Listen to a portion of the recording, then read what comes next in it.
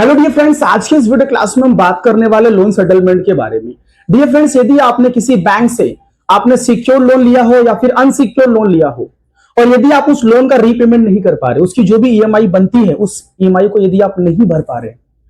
कुछ आपके साथ में ऐसी कोई इंसिडेंट, ऐसी कोई घटना घट गई है जिसकी वजह से आप घर पे बैठ गए हैं,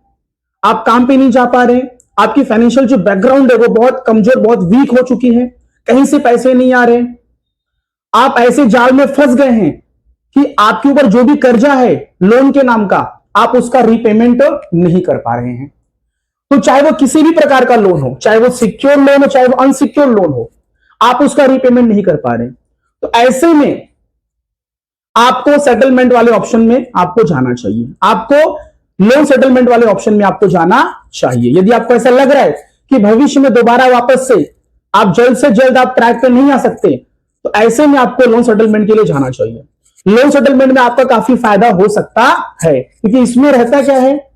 आपका जो भी प्रिंसिपल अमाउंट है, जो भी आपका ओरिजिनल, जो आपका मूल अमाउंट है, उससे कम पैसे आपको भरने रहते हैं। जैसे कि उदाहरण के तौर पर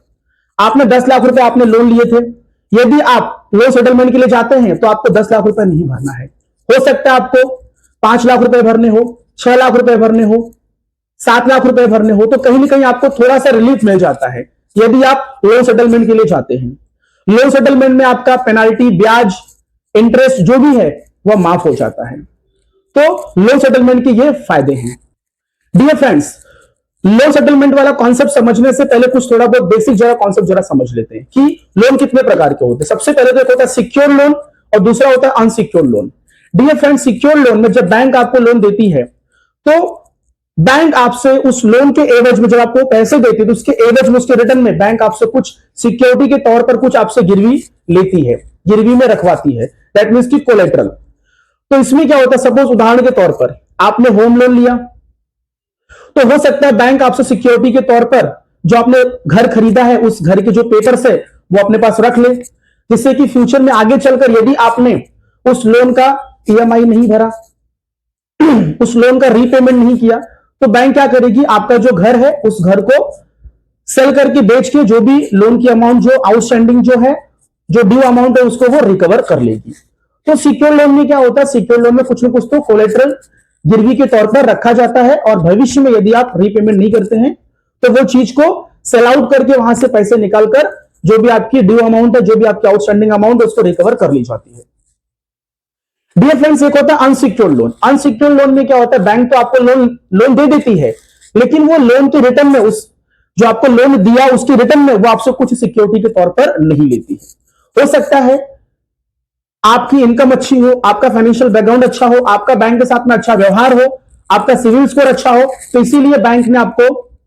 अनसिक्योर लोन दे दिया। ठीक है, अनसिक्योर लोन को पर्सनल लोन भी कहा जाता है। इसमें कैसा रहता है, बैंक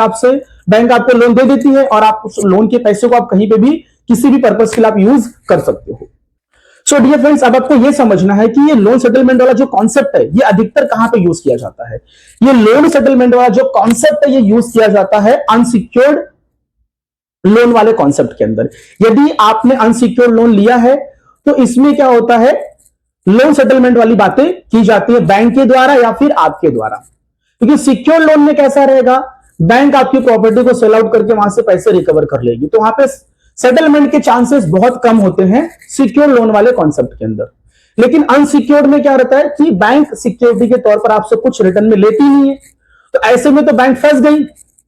यदि आपने आगे चलकर फ्यूचर में उस बैंक की ईएमआई, उस लोन की ईएमआई यदि आपने नहीं भरी, उस लोन का रीपेमेंट यदि आपने नहीं किया, तो बैंक आपका क्या कर लेगी, क्योंकि आपने अनसिक्योर्ड वाले केस में बैंक के पास आपने कुछ भी गिरवी नहीं रखा था। सो दोस्तों, अब अनसिक्योर्ड वाले केस में, अनसिक्योर्ड वाला जो लोन है, ऐसे केस में बैंक के पास भी लास्ट में एक ही ऑप्शन बचता है कि भैया सेटलमेंट कर लो ग्राहक कस्टमर के साथ में, नहीं तो जो पैसा अटका है, जो पैसा रुका है, जो नहीं मिल रहा है वो भी नहीं मिलेगा।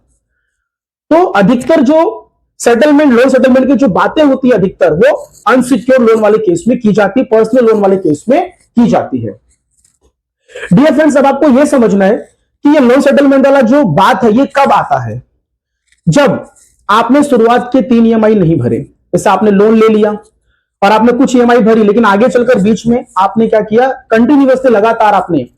लोन की वो 3 EMI नहीं भरी, उस पर्सनल लोन की आपने 3 EMI नहीं भरी, दैट मीन्स कि 90 डेज, जब 90 दिन हो जाता है, आप लगातार 3 EMI नहीं भरते हैं, 3 महीने 90 दिन हो जाता है, उसके बाद भी आप कंटिन्यू करते नहीं भरते हैं, तो ऐसे में जो आपका लोन अकाउंट है वो एनपीए में चला जाता है, नॉन परफॉर्मिंग एसेट्स में। सो जब एनपीए में आपका अकाउंट चला जाता है तो जो बैंक है वो ऑथोराइज हो जाती है, उनको पावर मिल जाती है, ठीक है, as per the banking regulation act, कि वो आपका जो अकाउंट है वो लोन अकाउंट वो आपका एनपीए में डाल दे, ठीक है। तो वो अपने बैलेंस शीट में अपने अकाउंट सिस्टम में वो ये दिखाते हैं कि हमने क्लाइंट को हमने लोन्स एंड एडवांसेस दिए थे, लेकिन अब उस लोन्स एंड एडवांसेस के रिटर्न में हमको जो रिटर्न इंटरेस्ट मिलता था या फिर हमारा जो भी प्रिंसिपल अमाउंट है वो हमें कुछ भी रिटर्न नहीं मिल रहा है, इसीलिए वो क्या करते हैं, उस लोन अकाउंट को वो एनपीए में ट्रांसफर कर देते हैं। तो जब एनपीए में ट्रांसफर हो जाता तो उसके बाद बैंक ऑथोराइज्ड हो जाती है कि वो आपके ऊपर लीगल एक्शन ले। अब लीगल एक्शन में बैंक आपके ऊपर क्या क्या लीगल एक्शन ले सकती है, ठीक है। अधिकतर जो लीगल एक्शन, ठीक है, लेना, परेशान करना, पीछे पड़ना, रिकवरी एजेंट्स को आगे आपके पीछे लगा देना, ये सब अधिकतर ना, मोस्टली ये सब अनसिक्योर्ड लोन में होता है अधिकतर, ठीक है। अब होता क्या, अब लीगल एक्शन में क्या क्या ले सकती है, जैसे कि आप ईएमआई नहीं भर रहे हैं, आप लोन का रीपेमेंट नहीं कर रहे हैं, तो लीगल एक्शन में आगे बैंक क्या कार्रवाई कर सकती है। हो सकता है आपका जो मैटर है वो आर्बिट्रेशन में भेज दे, हो सकता है आपका मैटर सरफेसी एक्ट के थ्रू, आपका मैटर आपको वहां उस सरफेसी एक्ट के थ्रू आपके मैटर को चला दे कि भैया यहां से हो जाए, हो सकता है डीआरटी में भेज दे, या फिर हो सकता है आपने बैंक के पास कोई आपने पीडी चेक दिया हो, पोस्ट डेटेड चेक, तो आपके ऊपर एनआईए एक्ट का आपके ऊपर एक्शन ले ले। तो ये सारी चीजें हैं कानूनी, इस तरीके से वो कार्रवाई कर सकती है। कभी कभी क्या होता है, बैंक ये सारे कानूनी हथकंडे यूज करने के बाद भी बैंक लास्ट में हार जाती है। हारना मतलब परेशान हो जाती है, क्योंकि ये कानूनी प्रोसीजर है, ये कानूनी झमेला है और इसमें समय लगता है, और आप भी पैसा देने के लिए तैयार नहीं है। अब तैयार मतलब कि आपकी फाइनेंशियल बैकग्राउंड बहुत खराब हो चुकी है, आप पटरी से नीचे उतर चुके हैं, आपके खुद के खाने के वांदे हो चुके, और आप ईएमआई नहीं भर पा रहे, आप लोन का रीपेमेंट नहीं कर पा रहे, आप भी परेशान है, और बैंक ये समझती कि भैया इसके पीछे तो हमने सब पूरा ए टू जेड हर कानूनी कार्रवाई कर ली। आपके घर पे बैंक वालों ने रिकवरी एजेंट्स को भेजा, रिकवरी एजेंट्स सुबह शाम दिन रात खाचे हुए घर पे आपके, आप जहां पर ऑफिस में काम कर रहे थे अपना 2-4 पैसे कमाने के लिए, अपना घर चलाने के लिए, वहां ऑफिस में आपके वो रिकवरी एजेंट्स पहुंच गए, वहां पे चिल्लम पुकार चालू है, गाली गलौज चालू है, आपके घर पे आके चिल्लम पुकार गाली गलौज कर रहे हैं। आसपास के पड़ोस वाले सबको मालूम पड़ रहा है कि भैया इसने लोन लिया और लोन का ये रीपेमेंट नहीं कर रहा है। तो ये सब सारी चीजें वो हथकंडे अपनाने के बाद भी वो सफल नहीं हो पाते और वो बैंक वाले लोन की अमाउंट रिकवर नहीं कर पाते हैं। तो ऐसे में क्या होता है, ऐसे में बैंक के पास एक लास्ट ऑप्शन है कि भैया लोन सेटलमेंट कर लो, सेटलमेंट कर लो भैया। तो सेटलमेंट में क्या होता है, बैंक आपको सामने से ऑफर करती है, आपको मेल भेजती है, आपको नोटिस भेजती है, आपको मैसेज भेजती है, आपको कॉल करती है कि लोन सेटलमेंट कर लीजिए, हम आपको ये ऑफर दे रहे हैं। तो एग्जांपल के तौर पे आपने 10 लाख रुपए आपने लोन में लिए थे, उसमें से आपने समझो कि 3 लाख रुपए भर दे, बचे 7 लाख रुपए। तो बैंक आपको ऑफर देती है कि 7 लाख रुपए आपके बाकी हैं, आप एक काम कीजिए 5 लाख रुपए दे दीजिए, लोन अकाउंट क्लोज कर लीजिए। तो आपके 2 लाख रुपए कम हो गए। कभी कभी ऐसा भी होता है, आप सामने से बोलते नहीं नहीं हम इतना नहीं दे पाएंगे, हमारे पास पैसा नहीं है, आप बोलते नहीं हम 4 लाख रुपए देंगे। तो फिर वो अपने जो बैंक वाले हैं वो अपने इंटरनल जो उनकी पॉलिसी है वहां पे डिस्कशन करके, मीटिंग करके वो बोलते चलो ठीक है एक काम करो, चलो ठीक है आप 5 लाख रुपए दे दो, 4 लाख रुपए दे दो। तो कहीं ना कहीं लोन सेटलमेंट में क्या होता है, आपका फायदा होता है। तो जो ग्राहक, जो कस्टमर होता है, जो बोरोवर होता है, जो कर्जधारी होता है, उसका फायदा होता है। इसमें आपके इंटरेस्ट, ब्याज, पेनाल्टी सब माफ हो जाती है, इवन तो जो प्रिंसिपल, जो मूलधन का अमाउंट है वो भी माफ हो जाता है। तो ये है फायदे लोन सेटलमेंट के। तो डियर फ्रेंड्स, लोन सेटलमेंट का जो ऑफर है ये बैंक देती है, आप नहीं देते हो, आप सिर्फ उनको रिक्वेस्ट कर सकते हो, आप उनको मैसेज कर सकते हो कि सर मैं इस लोन का सेटलमेंट करना चाहता हूं, मेरे पास इतने पैसे हैं, मैं इतने पैसे आपको दे सकता हूं, आप उनको रिक्वेस्ट कर सकते हो। तो आपका और बैंक का दोनों के बीच में क्या होता है, समझौता होता है, अग्रीमेंट होता है लोन सेटलमेंट का, कि इतना अमाउंट देना था, अब आपको इतना नहीं देना, आपको इतना ही देना है। ब्याज, इंटरेस्ट, कुछ मूलधन, कुछ प्रिंसिपल भी अमाउंट कुछ कम हो जाते हैं, क्योंकि बैंक चाहती है कि भैया जो मिल रहा है वो ले लो, क्योंकि उन्होंने सारे कानूनी हथकंडे सब यूज कर लिए, एनआईए एक्ट में चले गए, आर्बिट्रेशन में चले गए, सरफेसी एक्ट के थ्रू आपके ऊपर कार्रवाई की, आपके घर पे पुलिस, आपके घर पे गुंडे, रिकवरी एजेंट से गुंडे को भेजा, आपको यहां वहां से पुलिस से कॉल करवाया, आपको वकील से कॉल करवाया, ठीक है, अलग अलग लोगों से कॉल करवाया, लेकिन आपके पास पैसे ही नहीं है, आप दे ही नहीं सकते, तो बैंक समझ चुकी है। तो ऐसे में बैंक आपको लोन सेटलमेंट का आपको ऑप्शन देती है। दूसरी चीज डियर फ्रेंड्स, जब आपको और बैंक के बीच में जब लोन सेटलमेंट की बात हो जाती है तो लोन सेटलमेंट का आपको बैंक लेटर भेजती है, और जब तक आपको लेटर ना मिले लोन सेटलमेंट का तब तक आप उस बात पे एग्री मत होइए। लोन सेटलमेंट का जब लेटर आपके पास आ जाता है तो उस लोन सेटलमेंट पे जो भी टर्म्स एंड कंडीशन है उसको आप पढ़िए, कितने पैसे देने थे, लोन सेटल होने के बाद कितने पैसे आपको देने हैं। लोन सेटलमेंट का जो ऑप्शन है वो वन टाइम वाला है, one time payment, OTS one time settlement वाला ऑप्शन है,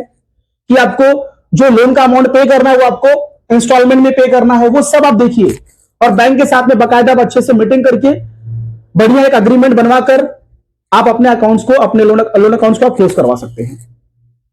और बैंक जो लोन सेटलमेंट का जो आपको भेजेगी, आपको जो नोटिस, उसको अच्छे से पढ़िए, उसमें जो भी टर्म्स एंड कंडीशंस है उसको प्रॉपरली फुलफिल करिए, उसमें जो भी कंडीशंस दी गई है। अगर आप किसी भी कंडीशन को ब्रीच करते हैं और उसके बाद आप एक अमाउंट लोन सेटलमेंट का दे देते हैं, और आपने किसी भी उस लोन सेटलमेंट के अग्रीमेंट में अगर किसी भी एक टर्म्स का अगर आप शर्त का ब्रीच करते हैं, उसको आप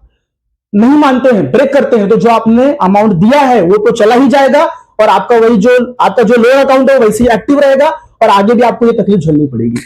तो लोन सेटलमेंट जब आप बैंक के साथ में करते हैं तो बाकायदा सिस्टमेटिकली वे में, प्रोफेशनल तरीके से, लीगल तरीके से, कानूनी तरीके से करिए आप, और बाकायदा प्रॉपर लोन सेटलमेंट होने के बाद आप उनसे एनओसी लीजिए, नो ड्यू सर्टिफिकेट लीजिए, उसके बाद बाकायदा सिस्टमेटिकली वे में अपना लोन अकाउंट आप क्लोज करवाइए। डियर फ्रेंड्स, जब लोन सेटलमेंट हो जाता है तो लोन सेटलमेंट की जो जानकारी होती है वो सिविल को भेजी जाती है, और आपका लोन सेटलमेंट का जो सिस्टम है, जो ऑप्शन है, ये जो आपने लोन सेटलमेंट किया बैंक के साथ में, ये चीज सिविल के सिस्टम में दिखती है, तो कहीं ना कहीं आपके सिविल पे भी प्रभाव पड़ता है, आपके सिविल पे भी इफेक्ट पड़ता है। इसका मतलब ये नहीं कि परमानेंटली आपको कभी जिंदगी में आपको लोन नहीं मिलेगा, थोड़ा समय के लिए आपको झेलना पड़ सकता है, कुछ समय के लिए आपको भविष्य में आपको फ्यूचर में लोन ना मिले, लेकिन एक समय ऐसा आएगा कि धीरे धीरे दोबारा वापस आपका सिविल बढ़िया हो जाएगा और आपको दोबारा वापस से लोन मिलना चालू हो जाएगा। तो डियर फ्रेंड्स, इंतजार करिए